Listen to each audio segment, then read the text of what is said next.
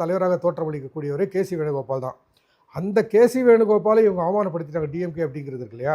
அது வந்து ராகுல் காந்தி ரொம்ப ஹர்ட் பண்ணியிருக்கிறதா சொல்கிறாங்க. பீஸ் மேக்கர் அப்படின்னு சொல்லுவாங்க. பீஸ் மேக்கர்னா எங்கேயாவது பிரச்சனைன்னா அதை போய் பேச்சுவார்த்தை நடத்தி சண்டையை சமாதானமாக்கக்கூடியவங்க தான் பீஸ் மேக்கர். அவர் பல மாநிலங்களில் காங்கிரஸுக்கும் கூட்டணி கட்சிக்கும் பிரச்சனை ஏற்பட்ட போது போய் அழகாக பேசி சமாளித்து கொடுத்துருக்காரு.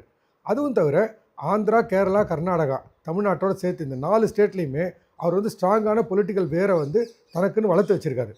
அவர் அதான் சொல்கிறாராம், விஜயை மட்டும் நம்ம போய் சேர்ந்துட்டோம்னா போதும், நான் கன்வின்ஸ் பண்ணுறேன் விஜயை பண்ணி மற்ற 3 ஸ்டேட்டுக்கும் கூட அவர் வர வச்சு எல்லா இடங்களையும் பிரச்சாரங்கள் பண்ண வச்சு அங்கே இருக்கிற கூட்டணி கட்சிகளோட எந்த உரசலும் வராமல் பண்ணி விஜயினுடைய அந்த கேரிஸ்மாவை அந்த ஓட்டை வாங்க முடியும் அப்படின்னு.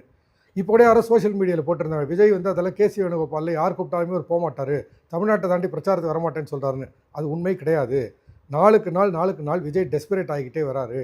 அவர் வரக்கூடிய எதிர்ப்புகள், அவர் வரக்கூடிய பிரச்சனைகள், பிஜேபினால் வரக்கூடிய அழுத்தங்கள்லாம் இருக்கு இல்லையா,